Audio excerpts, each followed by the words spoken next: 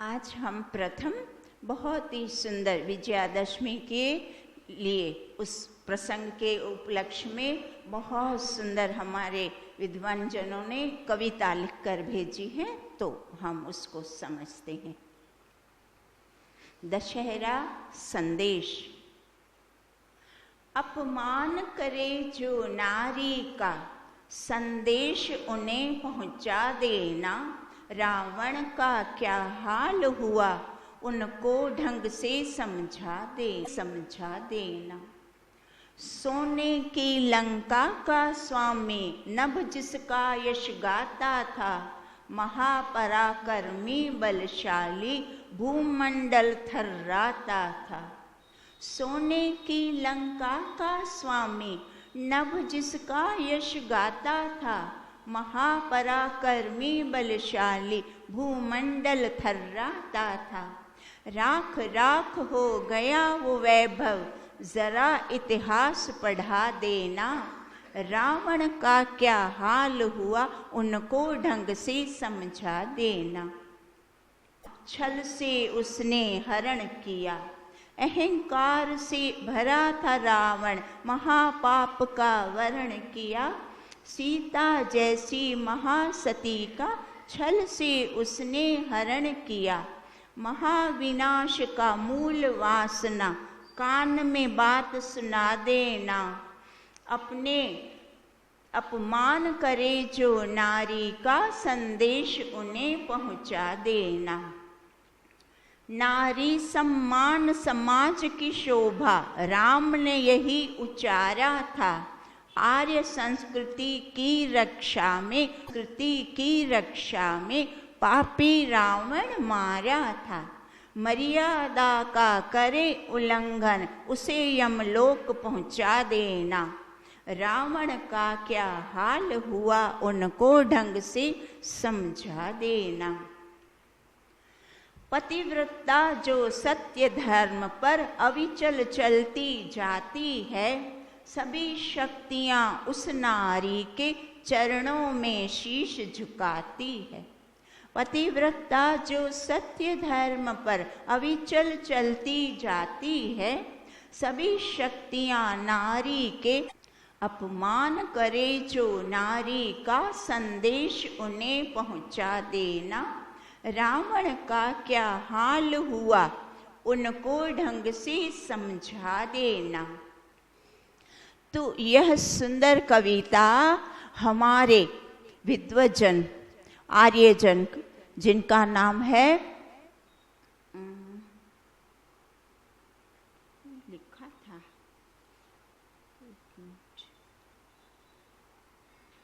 हाँ, हितेंद्र, श्री हितेंद्र आर्य, जो हमारी आर्य समाज अपनी ऋषि दयानंद ने प्रथम जो मुंबई काकड़वाड़ी में जो आर्य समाज स्थापना की थी, उनके साथ जुड़े हुए हैं और बहुत अच्छे से जुड़े हुए हैं। राष्ट्रभक्त भी हैं और ईश्वर भक्त भी हैं।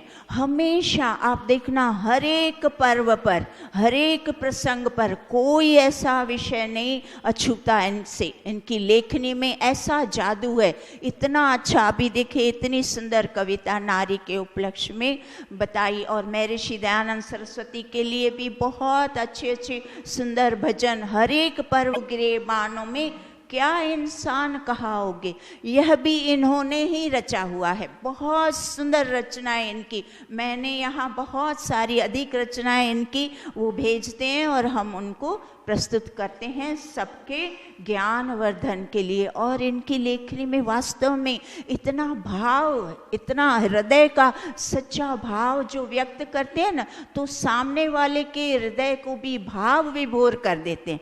वैसे भी शब्द में तो बड़ी ताकत है, और जब शब्दों का चुनाव इतना सही, स्पष्ट और सटीक रूप से किया जाता है, वेदों जो लोग और सुशोभित, सबको करने हारे, बहुत अच्छे इनके शब्द होते हैं, तो सारे लोग वेदों से जुड़ जाते हैं। जो भी इनके भजन रचनाएं सुनते हैं वो वेद प्रचार में लग जाते हैं, इतना उनके शब्दों का असर होता है। तो आज की सुंदर देखे हम जो कविता पढ़ी तो क्या बता दिया, अपमान करे जो नारी का संदेश उन्हें पहुंचा देना। रावण का क्या हाल हुआ उनको ढंग से समझा देना। मतलब देखिए आप कितनी अच्छी अच्छी बातें बताई। नारी का सम्मान सर्वप्रथम हमारे वेदों ने, वेद मंत्रों के माध्यम से हमें बता दिया, अवगत करा दिया कि देख लो यह जो नारी है वो कैसी गरिमामयी नारी है, ममतामयी नारी है, पृथ्वी सा धैर्य धारण करने वाली नारी है।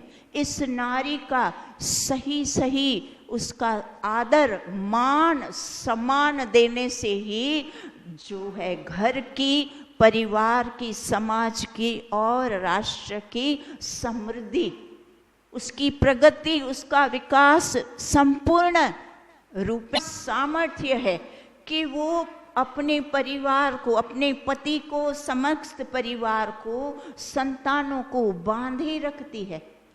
गृहिणी, गृहिणी का अर्थ क्या है, पूरा घर जिसका ऋणी है, समस्त घर के सदस्य उसके ऋणी हैं, उसके उपकार इतने अधिक उपकार है। और नारी को, महिला को घर का खूंटा भी कहा गया है।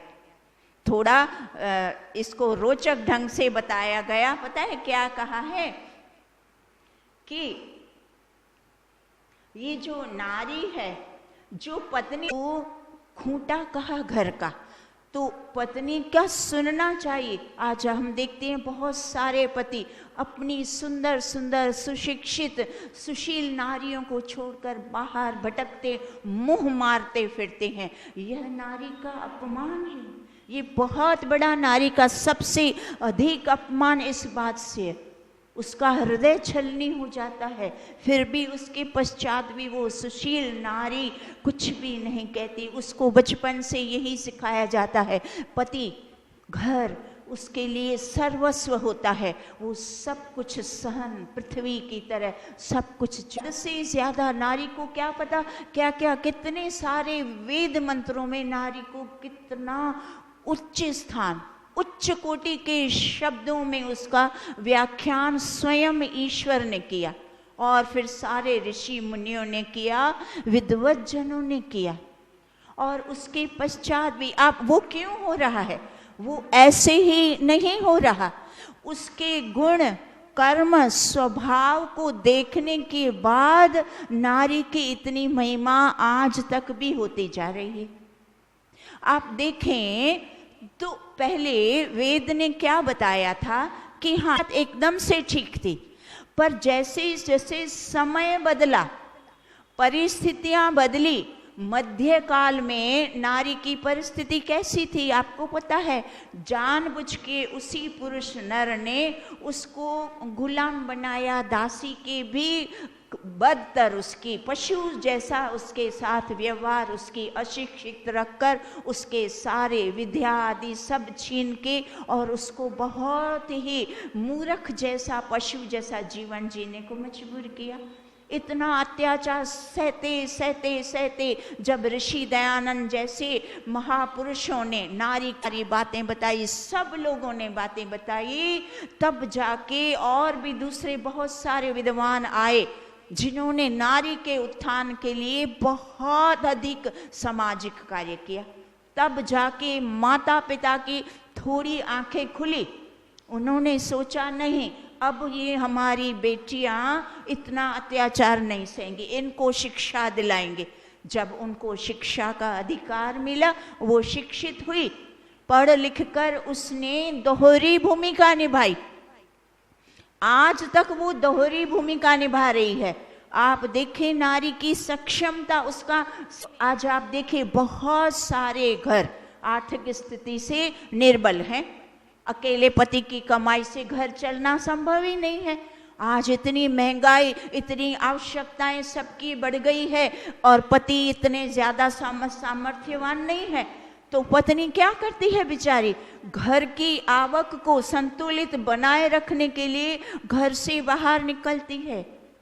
घर का सारे आधा कार्य, उससे भी अधिक कार्य निपटा कर फिर बाहर धन कमाने के लिए जाती है, परिवार को समृद्धि के लिए, और फिर वहाँ से आकर फिर किचन में रसोई, उसका हर तरह से आप बल की आप देखें, उसकी असीमित बल है उसके पास, और वो उस बल का बहुत सदुपयोग कर रही है। फिर भी आप देखें बहुत सारी जगहों पे अभी भी नारी को वो मान सम्मान आदर सत्कार नहीं मिल रहा जो वैदिक काल में जो ईश्वर ने और ऋषि मुनियों ने दिया उनको अधिकार निर्णय लेने का। आज भी बहुत सारे घरों में नारी को निर्णय लेने का अधिकार नहीं, उसको कम अक्ल और कम स्तर की, वो चाहे आर्थिक स्थिति में भी वो बहुत अधिक, कई बार तो हमने देखा है पति से अधिक पत्नी की आवक अधिक स्थिति में वो हर तरह से योगदान देती है, और उसके पश्चात घर के कार्यों में भी वैसी की वैसी निपुण, सारा घर का कार्य को भी संभालना, बच्चों को देखना, घर परिवार को देखना, और उसके पश्चात भी उसको जो मान सम्मान मिलना चाहिए वो नहीं मिल रहा, वो अभी तक भी नहीं मिल रहा। यह बड़े अफसोस की बात है। इसीलिए आज तक भी हमारे विद्वान जनों को, जो आर्य सच्चे आर्य हैं, जिन्होंने वेदों को पढ़ा है, जिन्होंने ऋषि मुनियों के सही ग्रंथों को लिखनी पड़ती है।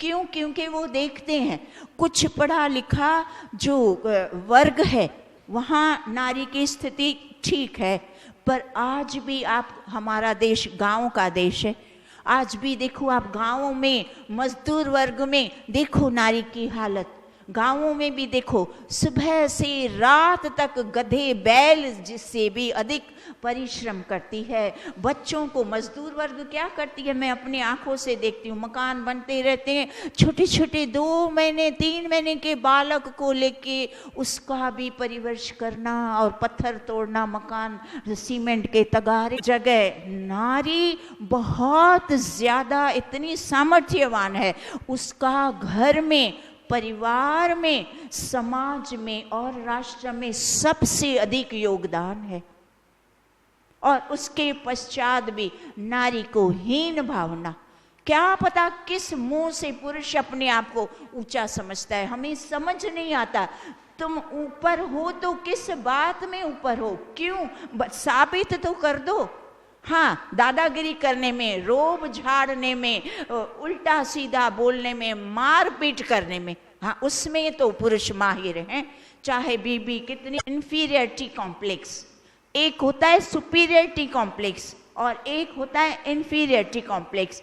इंफीरियरिटी कॉम्प्लेक्स अर्थात उसको अपना स्वयं में कोई भी आत्मविश्वास है नहीं, फिर पत्नी का जो उसका अधिक ज़्यादा, उसकी अधिक आवक, उसका ऊंचा पद, उसकी उच्च शिक्षा, उसका सद्व्यवहार उससे सहन नहीं होता, बर्दाश्त नहीं होता, फिर वो उसको कैसे नीचा दिखाए परिवार में भी और समाज में भी, और इसके लिए फिर वो इस नीचता पे उतर आता है, उसको बात बात पे झाड़ना, उसको उस पे व्यंग कसना, कि उसकी सत्यता पर भी उंगली उठाने में पीछे नहीं हटते, बस कैसे भी किसी भी करके इसको मैं नीचे गिराऊं। इस हद तक हमने अपनी आंखों से देखा, ये झूठी बातें नहीं है। ऐसे ही हमारे विद्वान अभी तक भी इस तरह की बातें ऐसे ही नहीं लिखते। कितनी अच्छी अच्छी बातें बता दी है, इतनी बहुत सारी अच्छी बातें बता दी है कि जो सोने की लंका का स्वामी था, उस कितना महापराक्रमी, हमारे जो महापुरुष हैं उन्होंने भी परिवारों को, गृहस्थियों को, पुरुषों को क्या शिक्षा दी कि अपनी पत्नी के ले आने के लिए, वो कोई आसान सरल काम नहीं था, वो करके दिखाया ना। क्यों किया? इतना सारा आत्मबल उनको भी, वो भी पुरुष थे, ये तो बाहर के लोग जो है पौराणिक लोग ने उसको अवतार बना दिया, हम वेदों में तो उनको महापुरुष बताते हैं। हाँ तो वो महान पुरुष थे, पर वो मानव थे ना, मानव होकर कितना सारा आत्मविश्वास और अपनी नारी के सम्मान, अपनी पत्नी के प्रति कितना सम्मान। नहीं, पत्नी का सम्मान उसको क्यों बरजबरी कोई उठा के ले जाए उसकी इच्छा के विरुद्ध? उसकी इच्छा है तो ठीक है, उसकी इच्छा ने हमें सिखाया, कितना कुछ सिखा के गए, पर फिर भी आप देखो पुरुष वर्ग का जो नहीं रेंगती, अभी भी वही अभिमानी, वही हठी, वही दुराग्रही, वही बेकार का, वो क्या कहते हैं, झूठा अभिमान, मैं पुरुष, मैं बड़ा, मैं पुरुष। तो पुरुषत्व भी तो दिखाओ, पुरुष बड़े हो, हाँ पुरुष बन के दिखाइए, पुरुषत्व को बना के बता के दिखाओ, इतना सामर्थ्य बनाओ, पूरे घर गृहस्थी का खर्चा उठाओ। नहीं उठा पा रहे, वो भी नहीं कर पाऊंगा, वो नहीं हो रहा मेरे से, तू जा नौकरी करने भी। इस हद तक भी पुरुष सोचता भी है कि हमारी पत्नी, हमारी बहू जॉब करनी चाहिए, हमें बड़ी बड़ी तनख्वाहें देनी चाहिए, पर फिर भी हमारे कदमों के दबी रहनी चाहिए। तो यह मानसिकता कितनी ओछी मानसिकता है। देखो वास्तविक जो सत्य, जो यथार्थ ज्ञान क्या कहता है, न पत्नी बड़ी न पति बड़ा, दोनों समान है ना। जैसे गाड़ी के दो पहिए साथ साथ एक जितना उनका महत्व है, एक भी पहिया कमजोर हो नहीं।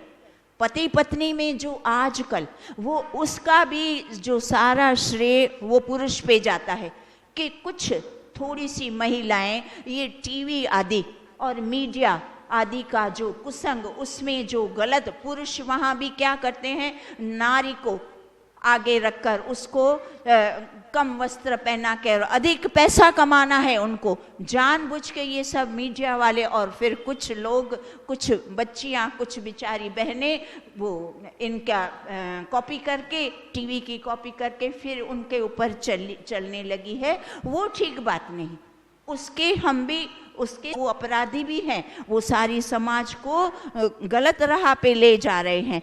पर फिर भी अगर हमारे वश में मीडिया नहीं है तो फिर कम से कम हमारे वश में हमारे अपने बेटियां बहनें, वो तो हमारे वश में है, हम उनको सही शिक्षा दें, हम उनको सही सलाह दे करके और उनको शिक्षित बनाएं। हम उनको उनका जो महिमा है, जो उनका महत्व है, जो उनकी गरिमा है, वो उनसे हम अवगत कराएं। उनको हम वेदों में, वेदों के सत्संगों में लेके आए, उनको वैदिक साहित्य पढ़ाएं, उनको पढ़ाया जाए। स्वाध्याय, घर में स्वाध्याय करना बंद कर दिया, विद्वानों को बुलाना बंद कर दिया। अरे पंचमहायज्ञ में विद्वान को, अतिथि यज्ञ को कौन बुलाता है? तुम अपनी नारियों को, पत्नियों को, बेटियों को, बहुओं को नहीं लाते, कोई बात नहीं, घर में कभी तो विद्वानों को बुलाओ, वहाँ सत्संग करवाओ, नारी को शिक्षित करो ना। कुछ नहीं करना, सिर्फ बस हम आगे हो गया काम। तो ऐसे नहीं चलता, समाज को सुदृढ़ बनाना है। ये इतनी सारी महत्व की बातें जो हम सुनते हैं, तो उनसे कुछ तो प्रेरणा लेनी पड़ेगी ना, कि ना हम कभी पर्व पर, त्योहारों पर पूरे परिवार के सहित आ जाओ, सारे समाज की शोभा बढ़ाओ। यहाँ क्या है, क्या कमी है? इतना सुंदर आर्य समाज हमारे ऋषि परम पिता ने, गुरु ने हमें बना के दिया, और हम यहाँ ऐसे निठल्ले आके, बस ठल्ले ठल्ले आके, हमेशा पर्व पर भी अकेले, वैसे भी अकेले, कभी नहीं ना वो सारा दिन हमारी चाकरी करती रही, यही हुआ ना, बस तुम किचन संभालो, हम, तो ये गलत बात है ना। परिवारों को हम आर्य लोग, आर्यजनी परिवारों को, संतानों को जोड़ना पड़ेगा ना। देखिए पत्नी को तो हमेशा साथ लाते थे, बहुत अच्छी बात, कभी भी वो पत्नी, मैं हमेशा उनको देखती थी, वो साथ लाते थे, और वो स्वयं तो रेगुलर पहली कुर्सी पर आकर बैठते और इतना ध्यान पूर्वक सुनते, बहुत अच्छा। पर फिर भी उनकी कमी देखो रह गई, संतानों को अपने जीवन में नहीं जोड़ा। अभी देखो कोई आता है, नहीं आता, नहीं जोड़ना। और चाहे अभी हमारे जो ये गुजर गए, उनका नाम अजीत भैया, उन्होंने भी आर्य समाज की कितनी सेवा की, बहुत अच्छी मन से सेवा की, हमेशा अस्वस्थ रहने के बावजूद भी। अगर हम भी अपनी संतानों को अपने जीते जी उनको नहीं जोड़ेंगे, कभी कभी तो लाएं, हफ्ते में एक बार लाएं, पर्वों पर पूरे परिवार सहित ताला लगाकर यहाँ आर्य समाज लोगों को तो दिखाए ना, क्या शिक्षा दें। बाकी बस नारे लगाएंगे, कर्णवंतो विश्वमार्यम, ऐसे ही नारे लगाने से विश्वमार्यम बन जाएगा। अरे कुछ तो मिसाल उदाहरण तो दिखाओ, देखो देखो हम पूरे परिवार सहित आए हैं, तुम भी आओ, तो उनको भी लगेगा हाँ सही है, हम भी आएंगे, कभी आएंगे। तो ऐसा ऐसा आप बुरा मत मानिएगा, मैं कितने वर्षों से यहाँ, कम से कम 18 वर्ष तो मुझे हो गए, वो ही परिवर्तन नहीं लाएंगे तो नहीं चलेगा ना। हम चाहते हैं आप उन्नत हो, आपकी आत्मा उन्नत करे, आपका परिवार, आपकी संतानें जुड़े, ये आपका अधिकार है, ये आपकी संपत्ति है। जैसे आप अपनी संपत्ति में अपने संतान को अधिकारी बना के उनको दे जाते हो, तो यह जो सद्गुणों की ये आर्य समाज की संपत्ति, वो उनको क्यों नहीं देना चाहते। उसमें आप अपने आप, कोई वो जो एक वर्ड होता है ना कष्ट लगाना, आप कष्ट लगा रहे हो, अपने आप रहेंगे, हमारे अपने किसी जुड़ा नहीं, हमने किसी को जोड़ा नहीं, फिर पराये आके हक नहीं जमाएंगे। नीचे दुकानें नहीं पड़ी है, बहुत सारे लोग मौका देख के बैठे हैं, बस कोई नहीं होगा, हक जमा देंगे। बहुत सारी आर्य समाजों पे ऐसे हक अधिकार उनका हट गया, पराये लोगों ने कब्जा कर लिया। कितने वर्षों से केस चल रहे हैं हमारे, पता है ना आपको अपना न्याय पालिका कैसी है, केस चलते रहे, कुछ नहीं होता, फिर कुछ नहीं होता, एक बार हाथ से संपत्ति चली। हमें नहीं, अपनी संपत्ति का तो हम बड़ा ख्याल रखते हैं, हमारा एक पैसा भी दूसरे के नाम नहीं जाना चाहिए। अब देखना चाहती हूँ मैं भी, मेरे जीते जी मैं सोचती हूँ, मैंने इतने वर्ष यहाँ इतना दूर आकर त्याग तपस्या से कार्य किया, तो कुछ अच्छा सुखद परिणाम भी तो मुझे, तभी तो मुझे भी प्रसन्नता होगी ना कि मेरा सब कुछ सफल हुआ। थोड़ा वास्तव में हृदय से परिवर्तन लाइए, अपने परिवार के लिए, संतानों के लिए। हम अपने लिए तो आपसे कुछ नहीं मांग रहे हैं ना, तो अब आप इस बात को चिंतन मनन करिए, विचारिए और तुरंत इसको अपने कार्य में दिखना चाहिए। मुझे तुरंत सबको, मुझे क्या, सबको दिखेगा, केवल हमारा परिवर्तन का वो लोग देखेंगे। देख लेना आप, पक्का इसका भी आपको सुखद फल ना मिले तो मुझे कहना, इसका अच्छा परिणाम अवश्य आएगा। आज मुझे कितना कुछ बताना था, एक मैं नारियों के लिए भजन भी मैंने किया था, चलो उस भजन को हम कल करते हैं, तो भजन को भी कल करते हैं, दूसरे भी बहुत सारे मंत्र आदि हम कल और परसों 2 दिन में करेंगे। ओम द्यौ शांतिरंतरिक्षं शांति पृथ्वी शांति रापः शांति रोषं शांति शांतिरेव शांति सामा शांतिरेधि। ओम शांति शांति शांति। सर्वेभ्यो नमः।